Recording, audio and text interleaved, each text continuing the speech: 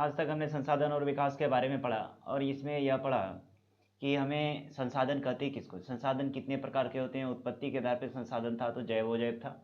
समाप्यता के आधार पर था तो जो नवीकरणीय और अनवीकरणीय में वर्गीकृत किया गया था। स्वामित्व के आधार पर देखें तो चार वर्गों में बांटा गया था। व्यक्तिगत, सामुदायिक, राष्ट्रीय और अंतर्राष्ट्रीय संसाधन।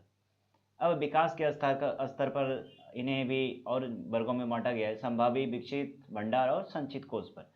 अब आगे देखते हैं कि संसाधन का वर्गीकरण जो हुआ था प्राकृतिक हुआ था, मानव निर्मित हुआ था। प्राकृतिक और मानव निर्मित में यदि हम बात करें, संरचनाएं नवीकरणीय व नवीकरणीय हो गया था। संरचनाएं संस्थाएं था और मात्रा की गुणवत्ता के आधार पर था। इस तरह हम आगे बढ़ते गए तो नवीकरणीय में दो टाइप था। एक सतत प्रवाह जिसका लगातार कंटिन्यूस प्रवाह जारी रहा और दूसरा था जैव प्रवाह। और एक अनवीकरणीय वाले में पुनः चक्रण यानी मेटल का तो चक्रण कर लिए थे, बाकी बात जीवाश्म वाले का चक्रण नहीं कर सके थे। जो एक बार खत्म हो गया तो वो वापस चला ही जाता है। इसी तरह संसाधनों का विकास कैसे हुआ। लालच बस किसी खास का ही विकास हो पाया, किसी खास का कोई वर्ग पूरा ही अमीर होता चला गया और कोई दिनों दिन गरीबी होता चला गया। यानी संसाधन का हमें विवेकपूर्ण उपयोग करना चाहिए। इस स्थिति या समस्याएं पैदा नहीं हुई, यह समस्या पैदा ना हो इसके लिए रियो डी जेनेरो पृथ्वी सम्मेलन 1992 में ब्राजील में करा गया। 100 से अधिक लोगों ने भाग लिया। इसमें एजेंडा 21 1992 में जो मीटिंग हुई उसमें एजेंडा 21 हर देशों को एजेंडा 21 तैयार करने के लिए दिया गया, जिसमें प्रत्येक को वहाँ से होने वाली पर्यावरणीय क्षति, वहाँ होने वाली गरीबी, वहाँ होने वाली रोगों से निपटने के लिए कहा गया। अब संसाधन नियोजन का भी ठीक इसी तरह प्रक्रिया रहा कि आप इन चीज़ों से कैसे आप प्लान कर सकते हो, है ना।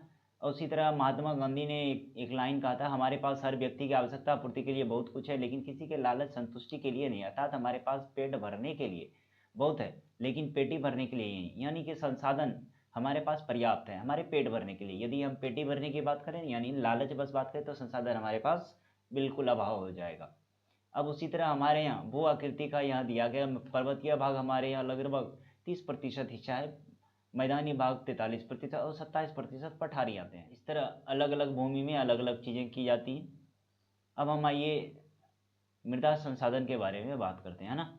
मृदा संसाधन यानी मिट्टी अथवा मृदा सबसे महत्वपूर्ण नवीकरणीय योग्य प्राकृतिक संसाधन है। मतलब ये ऐसी संसाधन है जो नवीकरणीय है। मिट्टी बनेगी, फिर से वापस बहेगी, फिर वापस से हम रिन्यू इसको कर सकते हैं और हमें कुछ समय के बाद मिट्टी की कुछ न कुछ परतें बनती रहती हैं। लगातार यह जारी है। यह पौधे के विकास का माध्यम है जो पृथ्वी पर विभिन्न प्रकार के जीवों का पोषण करती है। मृदा एक जीवंत तंत्र है। कुछ सेंटीमीटर गहरी मृदा बनने में लगभग लाखों वर्ष लग जाता है। यानी कुछ सेंटीमीटर की बात करें तो लाखों वर्ष लग जाता है इसको मृदा को बनने में। मृदा बनने की प्रक्रिया में उच्चावच जनक सेल अथवा संस्तर सेल, जलवायु, वनस्पति और अन्य जैव पदार्थ और समय मुख्य कारक हैं। प्रकृति के अनेक तत्वों जैसे तापमान परिवर्तन, बहते जल क्रियाएं, पवन, हिम नदी और अपघटन क्रियाएं आदि मृदा बनने में प्रक्रिया में योगदान देती है। मृदा में होने वाले रासायनिक और जैविक परिवर्तन भी महत्वपूर्ण है। अलग अलग क्रियाएं मृदा में होती रहती हैं। जीवों का अंश भी यहीं पर मिलेगा। यानी यहाँ निर्जीव और सजीव दोनों की बात होगी मृदा बनने में।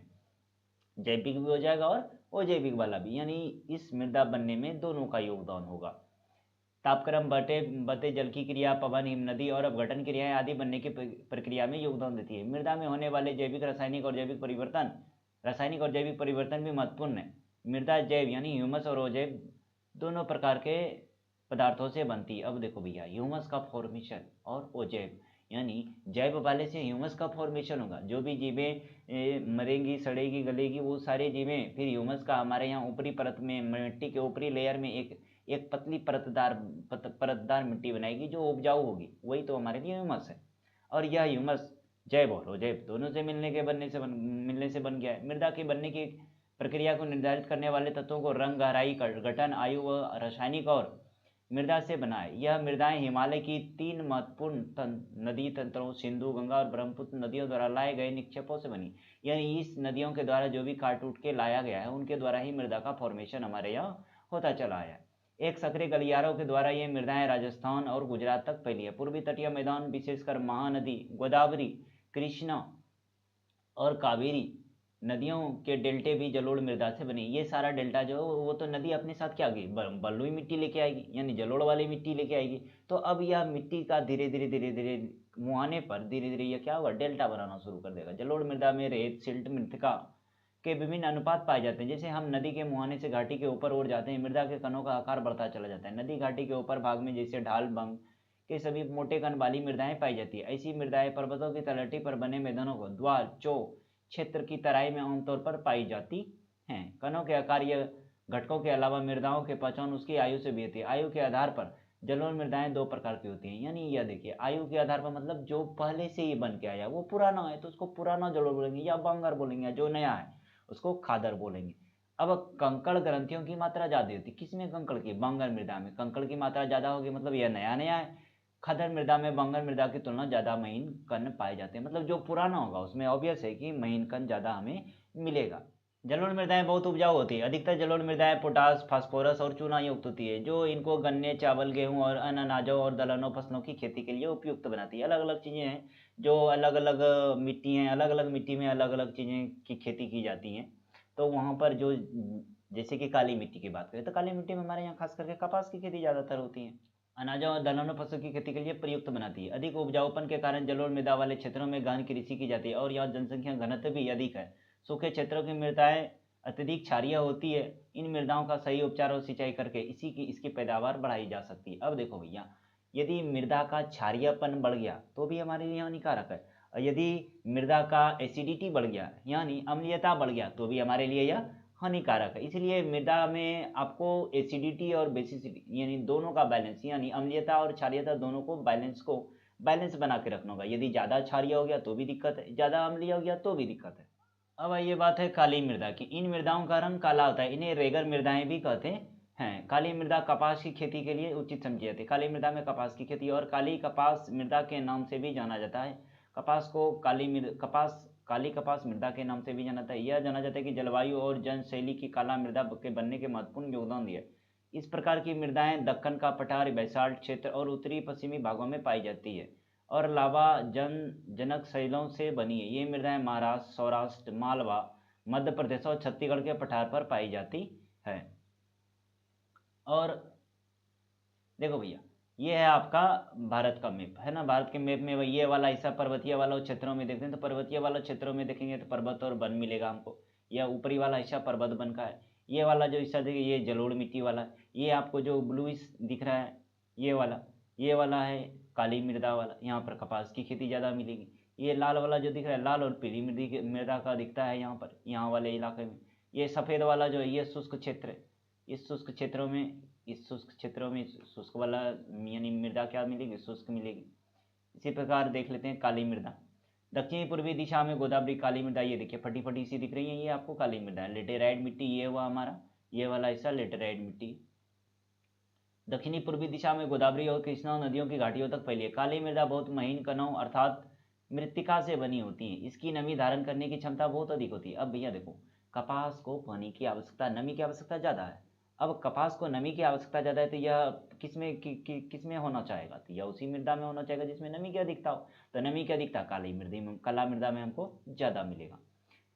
नमी धारण करने की क्षमता बहुत होती है। इसके अलावा ये मृत्तिकाएं कैल्शियम कार्बोनेट, मैग्नीशियम, पोटेशियम और चूने जैसे पौष्टिक तत्वों से परिपूर्ण होते हैं, परंतु इसमें फास्फोरस की मात्रा कम होती है। गर्म और शुष्क मौसम में इन मृदाओं में गहरी दरारें पड़ जाती है, इनमें अच्छी तरह से वायु मिश्रण हो जाता है। गीली होने पर ये मृदाएं चिपचिपा हो जाती है और इनको जोतना मुश्किल हो जाता है। अब देखो भैया, ये गीली हो जाती है, ये चिपचिपा हो जाता है। चिपचिपा होने के बाद ये क्या होता है ना, एक लट्ठे की तरह, जिस तरह हम लोग देखते हैं ना कि लट्ठा क्या होता है कि छोड़ना मुश्किल हो जाता है, उसी तरह ये शुष्क रहा तब तो जोतना आसान है। यदि यह गीला हो गया, गीलापन हो गया तो एक दूसरे को छोड़ना चाहता नहीं है। इसलिए इसकी जुताई मानसून प्रारंभ में होने वाली पहली बौछार से ही शुरू कर जाती है। अब शुरुआत में ही थोड़ा सा पानी पड़ा, हल्का गीलापन आया तो हम इसको जोत के निकल सकते हैं। अब जब यह ज़्यादा गीला हो जाती है, इसमें चिपचिपापन ज़्यादा हो जाता है। चिपचिपापन ज़्यादा होने की वजह से अब जुताई करना संभव नहीं हो पाता है हमारे लिए। लाल और पीली मृदा चलते हैं। लाल मृदा दक्कन पठार के पूर्वी और दक्षिणी हिस्सों में रवेदार आग्नेय चट्टानों पर कम वर्षा वाले भागों में विकसित हुई है। लाल और पीली मृदाएं ओडिशा, छत्तीसगढ़, गंगा मैदान दक्षिणी छोर पर और पश्चिमी घाटों पर पाई जाती हैं। इन मृदाओं का रंग लाल रवेदार आग्नेय और रूपांतरित चट्टानों में लौह धातु के प्रसार के कारण हुआ है। इसका पीला रंग इसमें जलयोजन के कारण होता है। अब भैया देखो, इसमें पीला रंग और लाल रंग होने का कारण है कि इस मिट्टी में धातुओं की अधिकता होती है, इस कारण बस इसका कलर लाल मिलेगा हमको। लेटेराइट मृदा में आइए। लेटेराइट शब्द ग्रीक भाषा के शब्द लेटर से लिया गया, जिसका अर्थ होता है ईंट, है ना। लेटेराइट मृदा का निर्माण उष्णकटिबंधीय तथा उपोष्णकटिबंधीय जलवायु क्षेत्रों में आर्द्र और शुष्क ऋतुओं के एक के बाद एक आने के कारण होता है। यह भारी वर्षा से अत्यधिक लीचिंग का निर्माण परिणाम है। लेटेराइट मृदा अधिकतम गहरी अम्लीयता मान यानी 6 से कमी होती है। इसमें सामान्य पौधे के पोषक तत्वों की कमी होती है। यह अधिकतर दक्षिणी राज्य महाराष्ट्र के पश्चिमी घाट क्षेत्रों, उड़ीसा, पश्चिम बंगाल के कुछ भागों तथा उत्तर पूर्वी प्रदेशों में पाई जाती है। जहाँ इस मिट्टी में पर्णपाती और सदाबहार वन मिलते हैं, वहाँ इसमें ह्यूमस पर्याप्त रूप से पाया जाता है। लेकिन विरल वनस्पति और अर्ध शुष्क पर्यावरण में इसमें ह्यूमस की मात्रा कम पाई जाती है। स्थल रूपों पर उसकी स्थिति के अनुसार उसमें अपर्दन तथा भूमि निम्नीकरण की संभावना होती है। मृदा संरक्षण की उचित तकनीकी अपनाकर इन मृदाओं का कर्नाटक, केरल, तमिलनाडु में चाय और कॉफी उगाई जाती है। तमिलनाडु, आंध्र प्रदेश और केरल की लाल मिट्टी, लाल लेटेराइट मृदाएं काजू की फसल के लिए अत्यधिक। केरल की लाल लेटेराइट मिट्टी, अब काजू के लिए कौन सा ज़्यादा उपयुक्त है? तो काजू की फसल के लिए केरल की लाल लेटेराइट मिट्टी हमारे लिए ज़्यादा उपयुक्त है। अब आते हैं मरुस्थलीय मृदाएं, है ना। मरुस्थलीय मृदाओं का रंग लाल और भूरा होता है। मरुस्थल वाले में देखिएगा आप अधिकतर कि वहाँ की मिट्टी का जो कलर होता है वो होता है लाल और भूरे कलर का होता है। ये मृदाएं आमतौर पर रेतीली और रमणीय होती है। कुछ क्षेत्रों में नमक की मात्रा इतनी अधिक होती है कि झीलों से जल वाष्पीकृत करके खाने का नमक भी बनाया जाता है। अब देखिए भैया, यह इतनी इसमें नमक की मात्रा इतनी ज़्यादा होती है कि इसको वाष्पीकृत करके हम इसमें क्या कर सकते हैं, नमक भी बनाया जा सकता है। शुष्क जलवायु और उच्च तापमान के कारण जलवाष्पन की दर अधिक है। अब भैया मरुस्थल वाला इलाका है तो मरुस्थल वाले में वैसे भी टेम्परेचर इधर के रेस्पेक्ट से और दूसरे के रेस्पेक्ट से क्या होगा, ज़्यादा होगा। तो जब टेम्परेचर ज़्यादा होगा तो वाष्पन भी क्या होगा, जल वाष्पन दर क्या होगा, अत्यधिक होगा। मृदाओं के ह्यूमस और नमी की मात्रा कम होगी। जब वाष्पन ज़्यादा होगा तो मृदाओं में क्या हो जाएगी, ह्यूमस की मात्रा और नमी की मात्रा कमती चली जाएगी। मृदाओं की सतह के नीचे कैल्शियम की मात्रा बढ़ती चली जाती है और नीचे की परतों में चूने के कंकर की तरह सतह पाई जाती है। इसके कारण मृदा में जल अंतः संयंदन यानी इनफिल्ट्रेशन अवरुद्ध हो जाता है। मतलब जल में पानी रुकने का टेंडेंसी क्या हो जाएगा, कम हो जाएगा, धीरे धीरे घटता चला जाएगा। इस मृदा को सही तरीके से संचित करके कृषि योग्य बनाया जाता है, जैसा कि पश्चिमी राजस्थान में हो रहा है। पश्चिमी राजस्थान में भैया मिट्टी को, पानी को क्या कर लेगा, स्टोर कर लेगा। स्टोर करने के बाद क्योंकि ये इस मृदा में पानी को होल्ड करने का कैपेसिटी डाउन कर गया, अब कैपेसिटी होल्ड करने का कैपेसिटी डाउन कर गया, तो अब इस पर क्या होगी, फसल उगने थोड़ा सा डिफिकल्ट हो जाएगा कहीं ना कहीं। तो अब इसके लिए यदि फसल उगाना तो क्या करेंगे, वहाँ पानी को क्या करा जाएगा, स्टोर करा जाएगा, तभी हम वहाँ पर फसल लगा सकते हैं। ये मृदाएं वन मृदा पे आती हैं। ये मृदाएं आमतौर पर पहाड़ी और पर्वतीय क्षेत्रों में पाई जाती है जहाँ पर्याप्त वर्षावन उपलब्ध है। इन मृदाओं में पर्वतीय पर्यावरण के अनुसार बदलाव होता है, यानी कि भैया पर्यावरण बदलेगा तो यहाँ की मृदाएं भी बदलती जाएंगी। ये मृदाएं दोमट सिल्टदार होती है, परंतु ऊपरी ढालों का गठन मोटे कणों का होता है। हिमालय के हिमाच्छादित क्षेत्रों में इन मृदाओं का बहुत अपर्दन होता है और एसिडिक तथा ह्यूमस रहित होता है। अब भैया देखो, एसिडिक होगा और ह्यूमस रहित होगा। नदी घाटियों के निचले क्षेत्रों में, विशेषकर नदी, सोपान और जलोढ़ पंखों आदि में ये मृदाएं, यानी निचले वाले इलाकों में देखेंगे तो निचले वालों सोपानी वाले इलाकों में, जलोढ़ पंखों आदि में ये उपजाऊ होती है, क्योंकि भैया वहाँ से क्या हो गया, ऊपर वाला परत को तो धीरे धीरे धीरे धीरे धीरे बारिश के वजह से या किसी और कारण वजह से इसने क्या करा, नीचे तरफ लेते गया। नीचे की मृदाएं में क्या हो जाएगी, नीचे की मृदाओं में ऊपर वाले लेयर का जो खिसका हुआ पार्ट है वो क्या हो जाएगा, धीरे धीरे नीचे आ जाएगा। नीचे आने की वजह से वहाँ पर क्या हो जाएगी, वहाँ पर उपजाऊ मिट्टी की अधिकता हो जाएगी। किसके रेस्पेक्ट में, ऊपर वाले के रेस्पेक्ट में। अब ऊपर वाले के रेस्पेक्ट में नीचे अधिकता हो जाएगी तो नीचे वाला क्या हो जाएगा, वहाँ पर फसल का उत्पादन अच्छे से हो पाएगा। मृदा अपर्दन और संरक्षण में चलते हैं ना। मृदा के कटाव उसके बहाव की प्रक्रिया को मृदा अपर्दन कहा जाता है। मृदा के बनने और अपर्दन की क्रियाएं आमतौर पर साथ साथ चलती है, यानी कटाव भी होगा और बनना भी, दोनों एक साथ चलती रहती हैं, दोनों में संतुलन होता है। परंतु मानवीय क्रियाओं जैसे वनोन्मूलन यानी वन की कटाई, अति पशुचारण, निर्माण, खनन आदि से कई बार संतुलन भंग हो जाता है। तब प्राकृतिक तत्व जैसे पवन, हिमनद मृदा अपर्दन करते हैं। बहुत जल मृत्तिका युक्त मृदाओं को काटते हुए गहरी वाहिकाएं बनाते हैं, जिन्हें अब नलिकाएं कहते हैं। ऐसी भूमि जोतने योग्य नहीं रहती, इसे उत्खात भूमि कहते हैं, यानी ये वाला इलाका था। अब नलिका अपर्दन देखो भैया, इस ये वाला पोर्शन कटने की वजह से अब ये जुताई युक्त भी नहीं रहेगा, और जुताई युक्त नहीं कर सकते तो यहाँ फसल उगाना भी थोड़ा सा कहीं ना कहीं कठिन हो जाएगा, इसीलिए इसको बेडलैंड कहा जाता है। चंबल बेसिन में ऐसी भूमि को खड्ड यानी रेवाइन का भूमि कहा जाता है। कई बार जल विस्तृत क्षेत्रों को ढके हुए ढाल के साथ नीचे की ओर बहता है। ऐसी स्थिति में इस क्षेत्र का ऊपरी मृदा घुलकर जल के साथ बह जाती है। इसे चादर अपर्दन यानी सीट इरोशन कहा जाता है। पवन द्वारा मैदान अथवा ढालू क्षेत्र से मैदान को उड़ा ले जाने की क्रिया को पवन अपर्दन कहा जाता है, यानी पवन के द्वारा जो बहा के उड़ा के ले गया तो उसे पवन अपर्दन कहेंगे। कृषि को गलत तरीके से भी मृदा अपरदन होता है। कृषि के अब गलत तरीके से करें तो भैया उसमें भी मृदा का क्या होगा, क्षति होगा हमारे पास। गलत ढंग से हल चलाने, जैसे ढाल पर ऊपर से नीचे की ओर हल चलाने से वाहिकाएं बन जाती है। अब ऊपर से नीचे तरफ में आएंगे तो ये गड्ढा गड्ढा बनता चला जाएगा। अब यह हमारे लिए क्या होगा, फसल उपजाने योग्य उस जगह रहेगा नहीं। तो इससे क्या होगी, कृषि योग्य भूमि धीरे धीरे हमारे कमती चली जाएगी। इसलिए अब वहाँ पर जो हल चलाया जाएगा, वहाँ पर जो जुताई की जाएगी वो नीचे से ऊपर की तरफ की, जिसके अंदर से बहता पानी आसानी से मृदा का कटाव हो जाता है।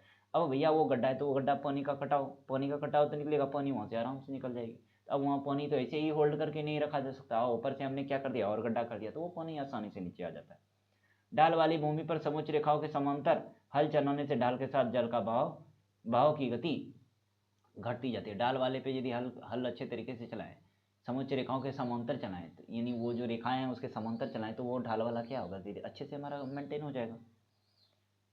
समुच्च जुताई कहा जाता है। ढाल वाली भूमि पर सोपान बनाए जा सकते हैं। सोपान कृषि अपरदन को नियंत्रित करती है। पश्चिमी और मध्य हिमालय में सोपान अथवा सीढ़ीदार कृषि काफी विकसित है। बड़े खेतों को पट्टियों में बांधा जाता है, यानी अलग अलग छोटे छोटे पार्टीशन करा जाता है। फसलों के बीच घास की पट्टियां उगाई जाती। अब फसलों के बीच घाट की पट्टियां उगाने का बेनिफिट क्या है कि ये ना वो पानी को भी होल्ड करेगी, और दूसरा क्या होगा कि ये मिट्टी को बहने से रोकेगी, यानी इस तरह से हमारा क्या हो जाएगा ना, मिनरल बैलेंस हो जाएगा। ये पवनों के द्वारा जनित बल को कमजोर कर देती है। इस तरीके से पट्टी कृषि कहते हैं। अब देखिए भैया, पवन क्या करेगी, इस मिट्टी को उड़ा नहीं ले जा सकती, क्योंकि वहाँ उसके बीच में जो लगा हुआ घास है वो उसको क्या करेगी, मिट्टी को होल्ड करे रखेगी, मिट्टी को पकड़े रखेगी।